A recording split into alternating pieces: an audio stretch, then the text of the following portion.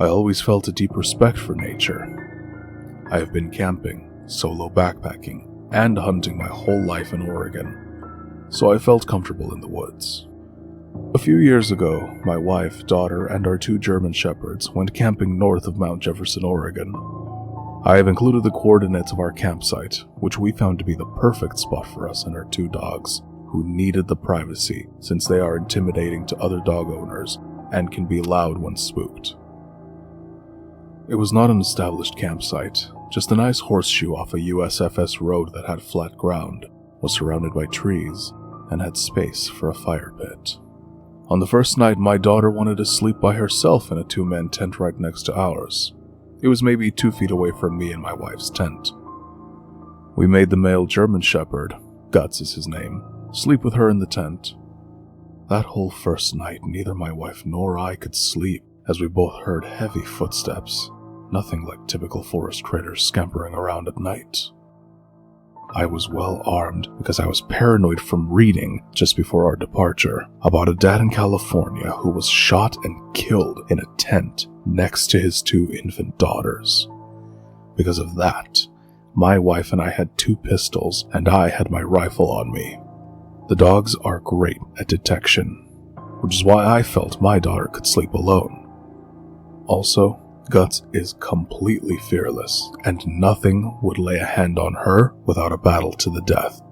But all in all, there was only bad vibes and loud footsteps that night, which I ultimately chalked up to being a deer, or maybe elk. Day 2. We go for a walk down the road, and maybe 300 feet away. For reference, see the circle area in the photo. I see an abandoned road where a rusted gate post was covered in vegetation. The gate was missing. Something blue catches my eye, and Guts immediately takes off running down this abandoned road.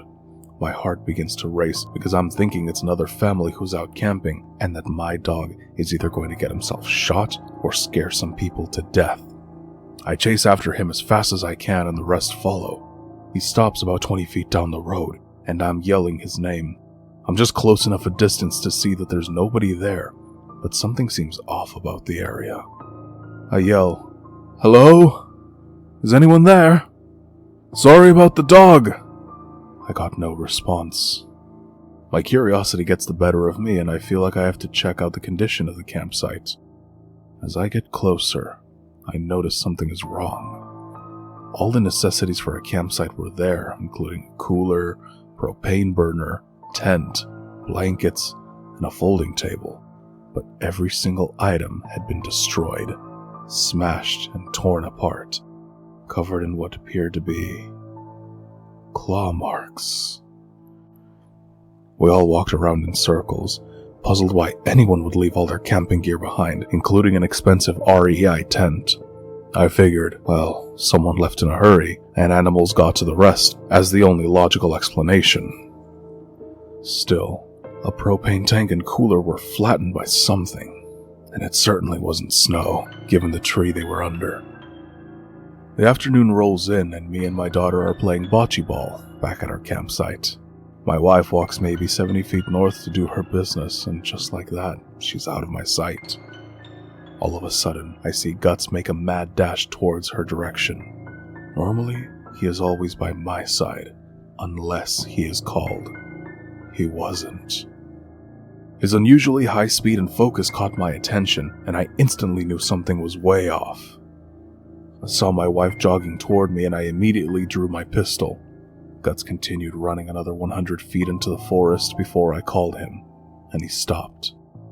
My other dog, Leia, who never misses the opportunity to be the pack leader, is not taking the lead this time. Normally, anytime we hike or play, Leia is at the forefront, only pausing to see where we are before she continues. I have had her for 7 years now, and this was the first time in her life that she refused to leave my daughter's side. She was now attached to us at the hip, her hairs standing on end. I asked my wife what happened, and she said, "I was trying to pee, and then all of a sudden I felt all my hairs standing on end. I knew that someone was watching me, and I saw Guts running towards me, so I got up and ran back towards you." We spent 10 minutes looking for signs of anything and saw no trails or broken branches. Nothing to point to who or what it was.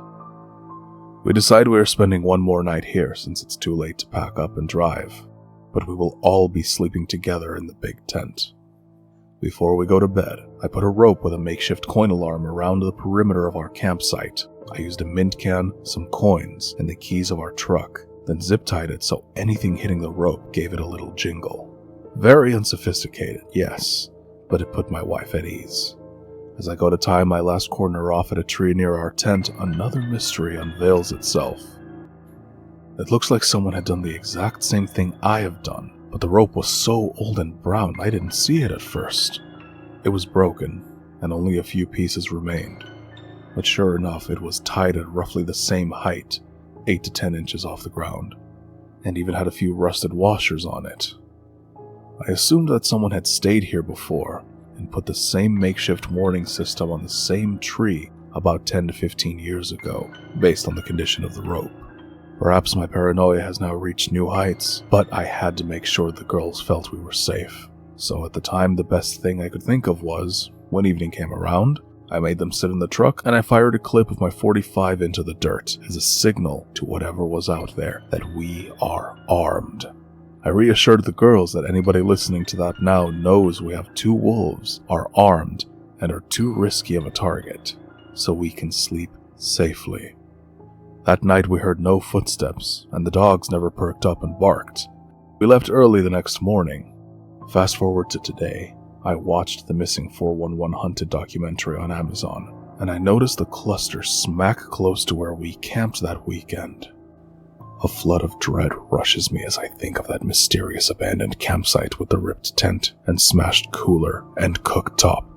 We have been camping since, and I have enjoyed the beauty of the Northwest, but there was something there at that place, less than 300 feet away from where we camped, that possibly took and harmed someone, and we all thank our lucky stars Guts was doing his thing so well that afternoon.